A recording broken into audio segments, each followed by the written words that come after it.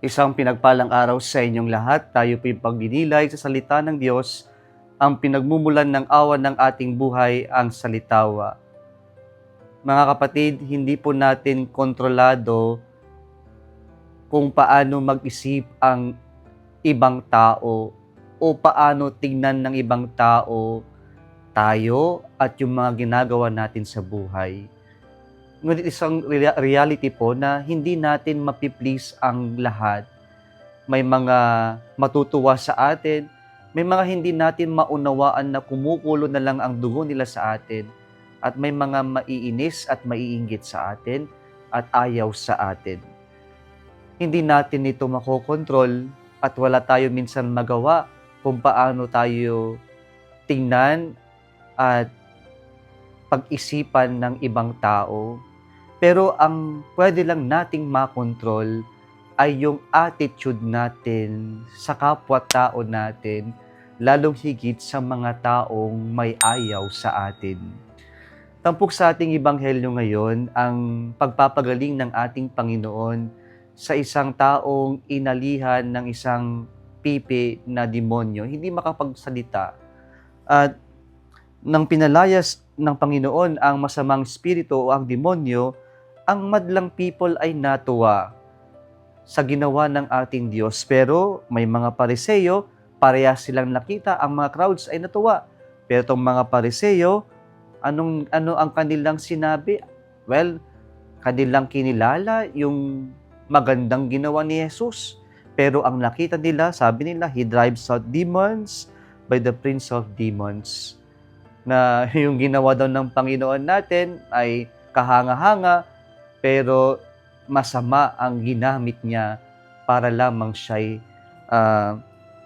hangaan ng ibang tao. Minsan may mga tao ganyan mag-isip, no? Yung talagang alam naman nilang maganda, pero dahil lang sa inggit o selos ay gagawan ka nila ng hindi magandang kwento.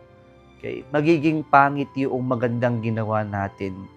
Pero mga kapatid, sa kabila ng ganitong attitude, yung tamang attitude dapat yung nilalabas natin. Hindi tayo bumababa sa level ng mga taong ito.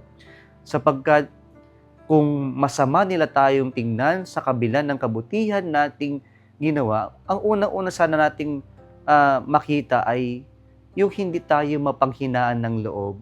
Yung ipagpatuloy natin, yung attitude na magpapatuloy tayong gumawa ng mabuti at maging mabuti. At pangalawa, ang pinakamagandang attitude ay sa kabila na hindi maganda ang kanilang tingin sa atin, ang kanilang ipinapakita sa atin ay yung attitude na mananatili tayong mabuti sa kanila. Na magandang attitude na kahit na hindi maganda yung pinapakita sa atin, ay yung susubukan natin silang baguhin sa pamamagitan ng maganda pa rin ang pakikitungo natin sa kanila. Alam ko po, hindi ito madali, pero ito po'y pinakamakapangyarihan at mabisang pamamaraan para sagutin yung taong gumagawa ng mali sa atin o namimintang sa atin o may ayaw sa atin. At higit sa lahat, ito'y pinakamabisa para sa ganon, mabago natin at maging mas mabuti yung kapwa-tao natin.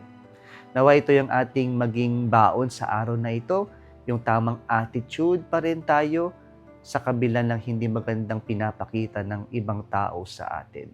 Kung nagustuhan mo ang video na ito, huwag kalimutang mag-like, share at mag-subscribe sa Salitawa Facebook page and YouTube channel. Muli isang pinagpalang araw sa inyong lahat.